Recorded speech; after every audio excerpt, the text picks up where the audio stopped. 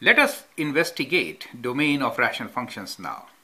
A rational function, as you know, is a ratio of two polynomials, and we can always write rational function r of x as ratio of two polynomials, that is p of x divided by q of x, where of course q of x cannot be equal to 0, and that leads to restrictions, correct? Now the question here is, can domain of rational function be all real numbers? That is the question. Now, we do have a restriction here that qx is not equal to 0. But whenever qx is 0, since qx is a polynomial, it can be 0, right?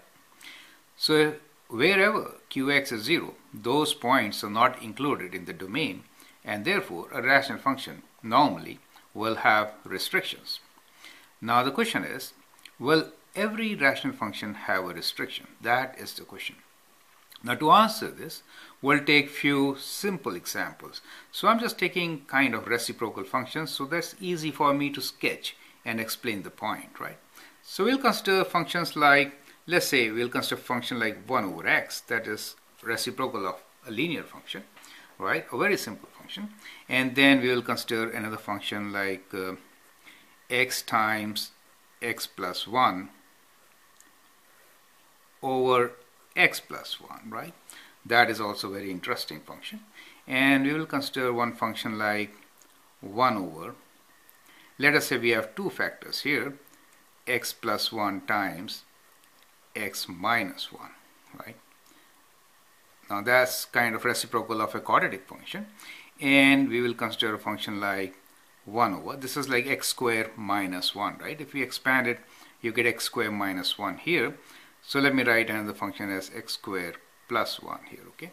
So we'll consider these four functions, and they are going to help us understand how the domain of rational function changes with the function, right? So for each, what I will do is, I'll also sketch a graph for each, approximately, right? So my graphs are always approximate. The idea here is to understand the point, and when it really comes to graphing, we can do a neat job. But most of the time, it is help. Graph is basically a help for us to explain the point, right? Now, if you need to sketch 1 over x, this function will be kind of like this, right? So we know here that this function has a restriction. There is a vertical asymptote. This is your vertical asymptote, right? So we have a vertical asymptote here, which is this line, and that is x equals to 0. And we also know that the domain of this function can be written as equals to x belongs to real numbers, where x is not equal to 0, right? So this definitely has a restriction. As you can see, this is a vertical asymptote, right? So that vertical asymptote restricts the domain. We cannot have x equals to 0. So normally when we have this function, we write x is not equal to 0, correct? So that is the restriction in domain, of course. Now when we have a function here, we know it also has a restriction. Qx, the denominator, x plus 1, can be 0 at x equals to minus 1. So we say, well, x cannot be minus 1. In this case, we can write domain as x belongs to real numbers such that x is not equal to minus 1. Okay, let me squeeze it in. That is how it is. And if you want to sketch it, how will you do it? So I'd like you to sketch this one, and then I'll get back to this, okay? Now the next one, we have restrictions, and there are two restrictions. The denominator could be 0 for x equals to minus 1 and for x equals to plus 1, right? So basically, to find restriction, what we do is we equate denominator to 0, right? So this is how we find. We'll say x plus 1 equals to 0. That means x equals to minus 1. And the other one is x minus 1 equals to 0. That means x equals to plus 1, correct? So these are the two restrictions. So we say, well, the domain is x belongs to real numbers, but x is not equal to plus minus 1. You get your domain, right? Now, let's get back to this number, or rather a function which is reciprocal of a quadratic function, 1 over x squared plus 1. Now let's try to find out when is denominator, which is x squared plus 1, 0. So let's equate it to 0. Now we get what?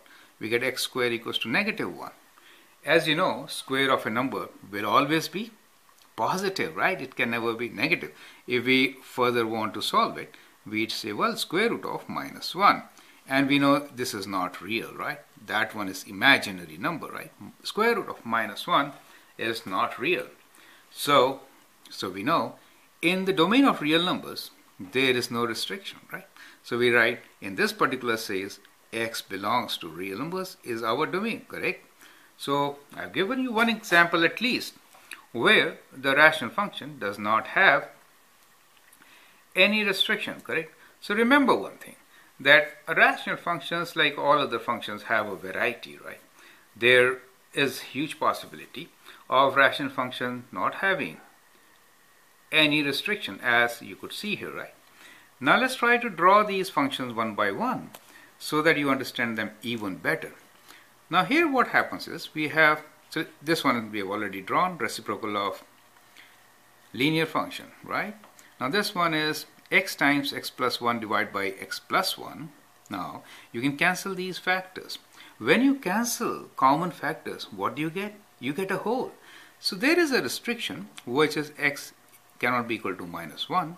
That means at minus 1 we will have some kind of restriction, and this restriction is basically a whole, right?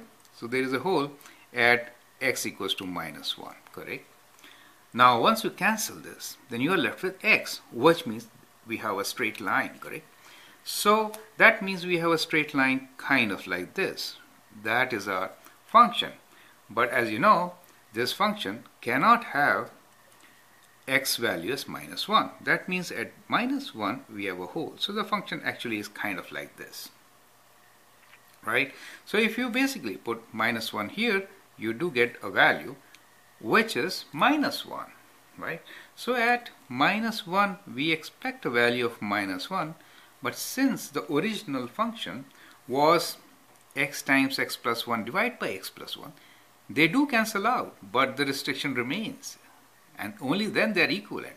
So this function is equivalent to the given function only if we put a hole there, right? And so we have this as our function, right? Now that becomes equivalent to x times x plus 1 divided by x plus 1. If we just draw a line y equals to x, that does not represent the given function. I hope you agree with me, right? So this is how we are going to sketch this function. Now let's move on to the next one and try to sketch that. Now here, what do we have? We have two restrictions. And what are these restrictions leading to? They lead to vertical asymptote, right? So they are vertical asymptotes, and the vertical asymptotes are at x equals to plus minus 1. So we can draw two vertical asymptotes, one at plus 1, rather this one I am drawing minus 1, and the other one at plus 1. So these are my two vertical asymptotes, right? And if you figure out where it is plus and where it is minus, you can note, and you'll get your answer, that the graph is kind of like this, right? So you can always get some values and you'll always figure out that that's the graph of your function, right? Now easy way to draw it, of course, is to draw the parabola, which will be kind of, let me draw like this first, a parabola which represents x plus 1 times x minus 1. So like this, right? Now, so this is like x squared minus 1. So it will actually go from minus 1 here, and then the parabola will be kind of like this. So this basically is a parabola which is x squared minus 1, right? Now, when you do a reciprocal, you'll get the function in green, okay? So that is how you get your function. How about this function, how to sketch this? Now let me start with the parabola x squared minus 1, it becomes x squared plus 1, then it becomes easier for us to explain, right? So how will you sketch x squared plus 1? Well, you all know that's so simple, right? That is a parabola, and this parabola is x squared plus 1, right? X squared is a normal parabola which is shifted 1 unit up. Now reciprocal of this, 1 over that, should be like what? So when you're approaching plus infinity, then the reciprocal will be approaching 0 from plus side. So you're approaching 0 from plus side, so that is how you're approaching. And what is the reciprocal of 1? It is 1. So your parabola should be kind of like this, right? So that is the graph of this particular function, right? And as you can see, it has no restriction. Do you see that? That is how it is.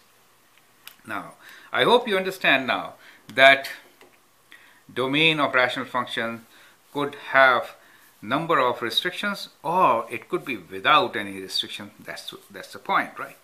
Now, as an exercise for you, now you tell me, what are the possibilities of range of rational functions? So I would like you to comment on range of, so you can do range of above functions and then comment on range of rational functions, right?